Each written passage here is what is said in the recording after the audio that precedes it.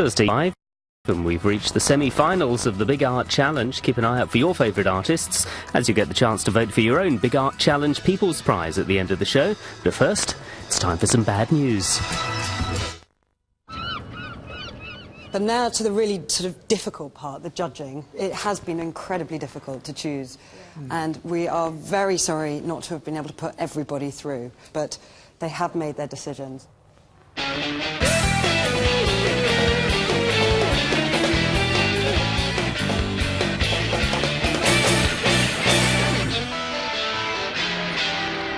First there were thousands, then there were hundreds, and now 41 artists have been asked to put forward another piece of work to the Baltic Gallery in Gateshead to compete in the semi-final of Big Art Challenge. Judges, artist Jane Wilson, designer Wayne Hemingway and critic Brian Sewell gave them all just 6 weeks to complete that second piece of work in pursuit of our £10,000 prize. Hello again. Hello. And I congratulate you on your Hare Krishna colours, if not Hare Krishna robes. So what's all this about? This is about buying houses, the house market, and the fascination with people's possession of wealth. So there's a house? This is a house, and which will become a house like that. See, these are the blooms. Right. The petals are open, and it's a house. This, you're not quite sure what it's going to be a house. But you don't know what kind of house it is. So now you're here, you're in a big, beautiful gallery. Yep. You're surrounded by, 40 other people's work. Yep. And you've got, you can probably think in your own mind what chance you've got of getting through or winning. Yes, what do you got through that. What do you think? And I think I'm satisfied that I've done what I've done. Yeah. And I think I'm in with a chance, if you like. Yeah. You're here because of the piano. Yes. That wonderful grey piano. And I thought, forgive me, but the moment I saw this, I thought, you'd have got through Glasgow if you'd put this in, but the piano is much the better thing. And the other thing I thought about this piece is that, in a way, curiously enough, it's a little too large. The idiom of the joke here is, it falls a little flat because there's too much of it. Right. Have you really made it in the last 4 weeks? Yes, and 6 weeks. 6 weeks. Oh, that's extraordinary. Did you find working under such pressure?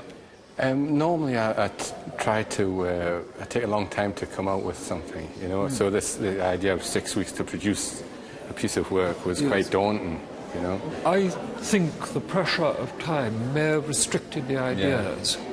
Yeah. And once you'd embarked on something that you would, in the ordinary course of things, have changed, because it occurred to you during the course of manufacture, as it were, you couldn't do that because That's 6 right. weeks was the limit. I hate saying this, oddly enough. It hasn't quite got the oomph of the piano. Right. I hope you go through to the next round, because I really do want to see what next comes out of it. So this is a new piece? Yes. Done in how long? 4.5 weeks. Spent practically full time. And you've been to the Lake District again to collect your leaves? Yeah, I've done that. And I've applied them. And So how long does your leaf collecting process take? It can take up to sort of a couple of weeks. It's lovely at the moment because it's autumn, so it's the best time of the year. What distinguishes it between your other pieces, this, in terms of, it's a kind of This is quite a moody piece. You don't look a moody person, though. Well, I can be. I am touched. I am an emotional person, so I get moved by certain experiences that have happened to me, and this has been quite a challenge, this piece. There's been some discussion amongst the judges here and amongst the crew about art and whether artists are happy with it being seen purely as decoration, or do you need somebody else to see more in it? Do they need to see some of you in this, or are you just happy with decoration? I'm happy with people taking from it what they choose to take from it. What I aim to do in my work is produce a piece that will tap into people's imagination, so they can then take from it what they want to take from it and leave the rest. Chris Boyd really impressed fellow video artist Jane in our Manchester heat. How will he do this time? So, Chris, looking at this new installation that you've created here, it's quite different from what we saw in Manchester. I've been wanting to you know, like increase like a complexity in like the themes that I'm looking at, and you know, the science and like stuff that I research, anything that I find interesting. You know. I had a problem, which I didn't have with the first piece we saw, which was of course much simpler, and that is that what was going on the monitor there and on the wall up here didn't necessarily have any relevance. To me, it's full of things that are exciting in themselves, but are incoherently unrelated. If I were criticizing a painting or a piece of writing or musical production, is to say, hold your horses, you know, take something out. You know, you come in here and you judge the place, and the film's like, I thought, you know, it's a short amount of time. Originally, that was something like 50 minutes, and I've just tried to streamline it as much as possible. So this is actually an edit of what you'd initially made? Yeah, it was something that was 50 minutes long, right? I wanted each piece, you know, to stand on their own, as if they were like organs in the body. You know, you can just look at them and individually, and then see how the rest of them work together. What I think you have to bear in mind as a video artist is that video is in itself a pretty selfish technique. It demands much more time, much more concentration. And if the quality flags, then a kind of disappointment creeps in and one wants to press the fast forward button. And when I watched this, I had an affinity with it because my stepdad used to be a Crown Green bowler. And he used to drag me to watch Crown Green bowling, and the kind of mundaneness of it, and sometimes how boring it is, was a great attraction to somebody who celebrates the mundane. Yeah. And this is what I see. This is what I see in this. I might be wrong, but are you celebrating the mundane here? Yeah, I wanted it to. I mean, the title was called Stuart and Al, and I think that's quite important. That, you know, it shows us sort of like a friendship, and about how friendships can be based on sort of one-upmanship. It's like the whole game of bowls is just trying to get as close to the jack as possible. So you're always, you know, trying to step in front of your opponent. Sort of, it's inconsequential who wins and... No, it's not. All right. No, it's not. So I sat and watched it with Brian, and it seemed to... Well, I could see it in his eyes. They kind of misted over, and it was, you know, it appealed to Brian. I could see it relaxed him. Yeah. Michael Vogt doesn't know it, but he's just about to be crowned the new Piranesi. I have to confess some difficulty with photography. However, you produce very painterly images of old machinery, and you take photographs instead of painting them. They're wonderful photographs. Tell me why they're art. First of all, let me say that using photography as a medium, I'm almost consciously trying to destroy the sort of reproductive or the documentary function of a photograph. I want people to look behind the photograph. I want them to imagine things. Yes, through an image, through colour, through subject matter. And I think now we're almost talking about painting. Exactly. But we're using a different medium. You're a sort of Piranesi of the present day, aren't you? Because what you're doing is to some extent exactly what Piranesi was doing. He was evoking something that had happened 2,000 years before, which was all to do with the society of ancient Rome. And what you have done here is to evoke something which is to do with the great industrial society that we once were. And you do it with an industrial medium. I am paying you a compliment. Thank you. Photographer that you are. So have you been competitive this time? You've got a whole wall to yourself. Did you get in early or something? Yeah, I mean, it's important to have a lot of space around the work. Yeah, I mean, because when you come into the room, you see this as like one white wall with nothing else on it, and you see Sonny Williams as work. And it's moved on a bit. I mean, because, you know, I've seen your work before, and it's always in, you know, quite precise and in a very similar vein. And you've done something. You've done two things here. Yeah. One, it's bigger, and you've stuck something on it. What's the thinking behind that? We're adding a fly to I think I've always been interested in just creating a situation, and I think this not only creates a situation within the painting, but also kind of outside the painting for the viewer. You've got to kind of try and feel comfortable with the fact that you've got a painting with a fly stuck on it, which almost contradicts the illusion of, you know, three-dimensional painting.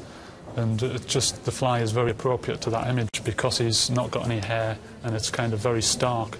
So then you've just got this act of placing something on it, which then becomes very strong. So you, in other words, I'd look better with a fly on the head? I don't know. I mean, we could try it. One thing's for certain, Brian always speaks his mind. I didn't like your last piece. I thought it was fluffy.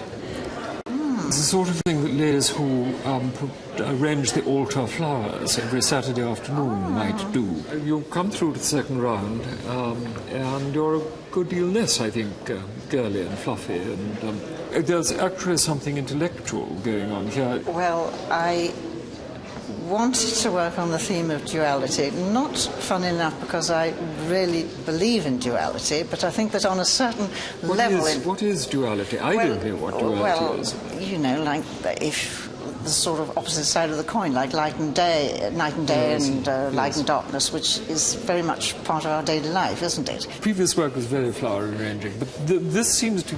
It has much more stomach to it. And I quite like it. I'm not sure that I want it, but I quite like it. Coming next... I think it's gone a bit more immature than his... I agree. Than his last work. Do you think How that's come we're it? agreeing so much today? Yeah, Are we you and both on Brian are agreeing agreeing. pills?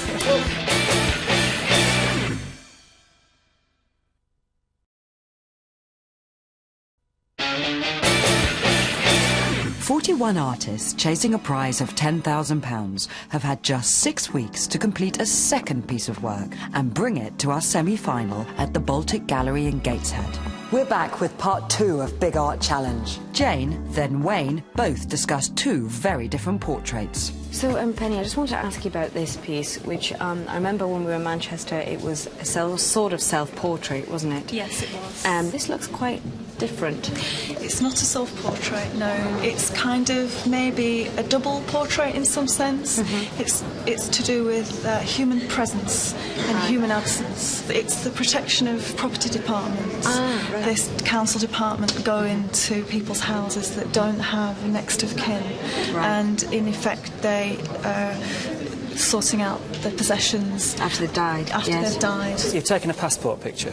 Yeah, I was thinking about the way that sort of it's supposed to objectively capture your kind of identity, like Rembrandt's self-portraits did, and I don't think you can really do that. I think that's an impossible notion. Yeah, create something that from a distance works, but if you get close, it just dissolves into this horrid, lumpy mess. It is most definitely about absence and also presence. See, I think this is really interesting, seeing this in terms of the other piece that we saw in Manchester.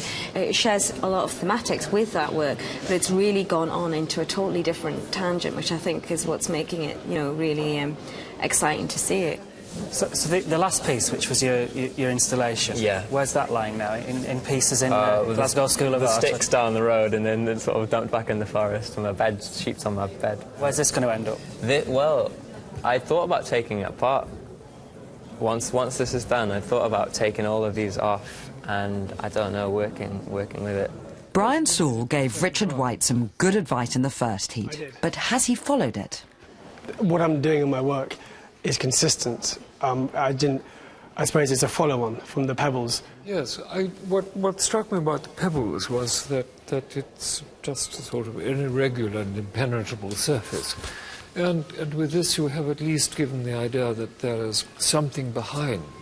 Yeah, after the chat what we had, I mean, obviously I evaluated looking at the pebbles and... You said, sod that, I'm going to go my own way. You're still not allowing yourself any sensuality in the touch, though, are you? If I made it all loose, it would take away the sort of... You start to notice the paintwork, as it were, and maybe less about... There's nothing wrong with noticing paint. Paint is the most beautiful material. It can be translucent, it can reflect, it can be obstinately opaque, it can be fat, and it can be thin. You know, you are a painter. I am a painter, absolutely. Yes, and I'm encouraging you, I'm telling you you're a painter. But I want you to sort of blow the trumpets. You know, make a loud noise, try it. Well, your art in the first round in London caused quite a bit of disagreement. Excellent. Sometimes I look at art and you can't expect, from my point of view, you can't expect to see what's going on inside the artist's head. Sometimes you just like something just because you like it. Yeah, absolutely. And I have no problem with liking things just because I like it. So of all the ones that were in London, I chose yours as the one that I would most like to have on my wall at home. Thank you very much. And I said... That can be arranged. Yeah. Small fee.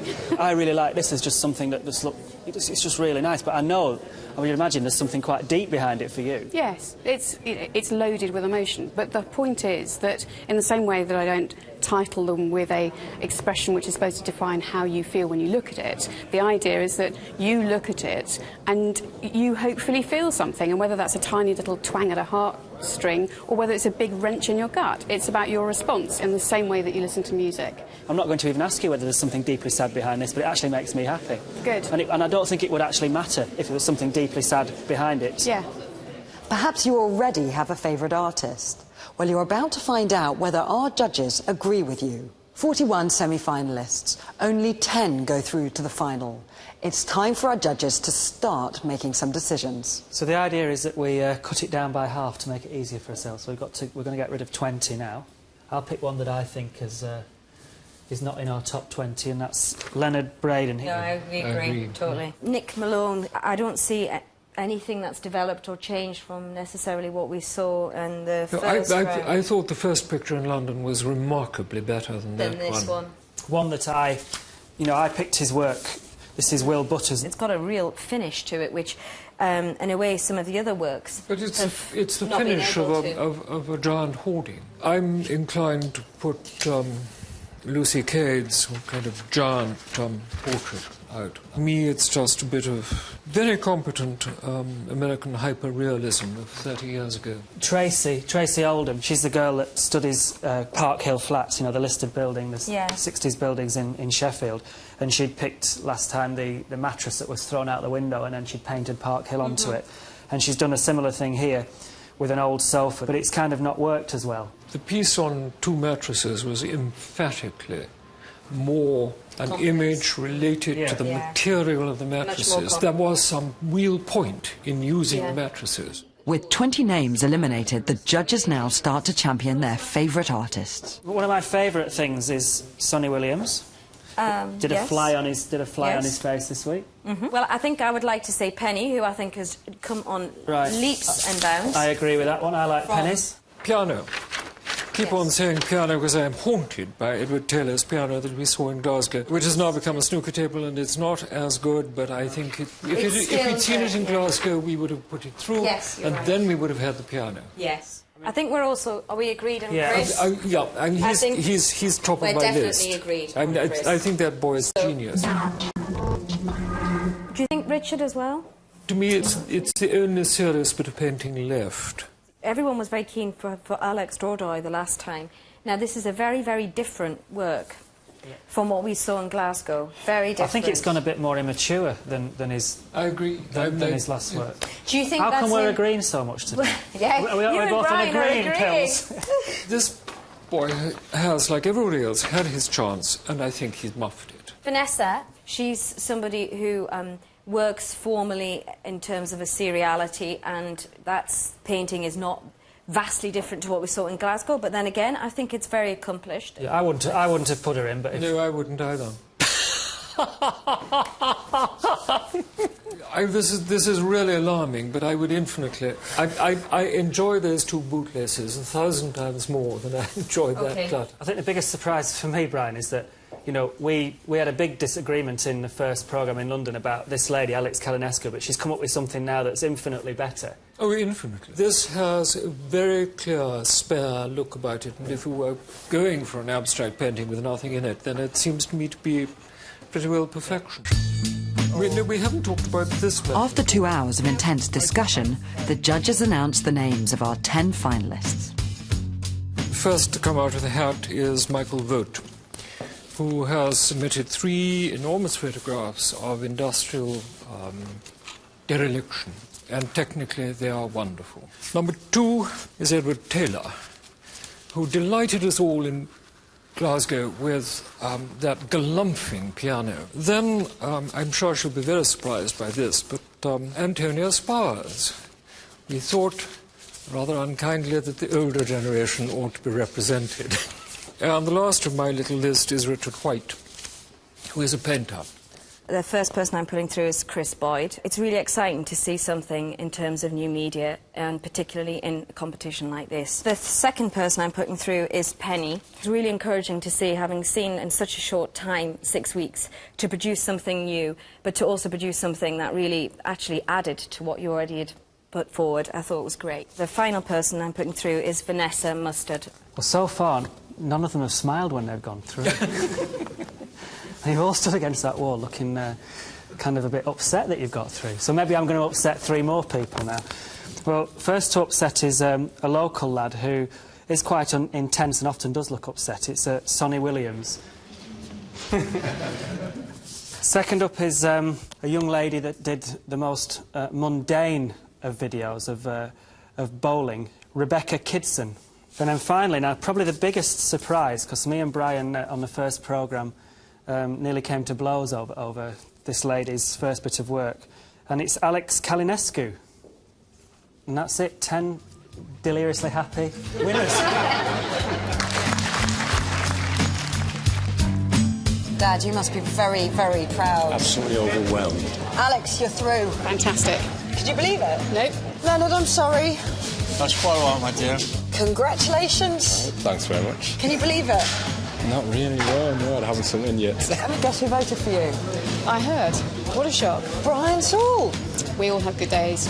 Now I'll be on television. Yes. I might be noticed anyway. See? Exactly. So there you go. You must be very proud, Dad. I am. Yeah. Well, what about you? I don't know what to say. It's shocked, actually.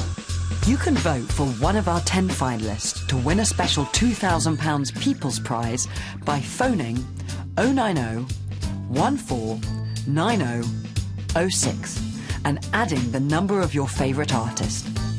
Or text the word VOTE plus their first name only to 83088. Get more information at www.5.tv/BigArtChallenge. So there it is. We have the names of our 10 finalists.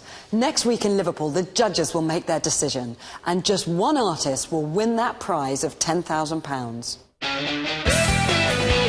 Yes, and that top prize of £10,000 awaiting the winning artist, and you can find out who that will be when we bring you the final of the Big Art Challenge.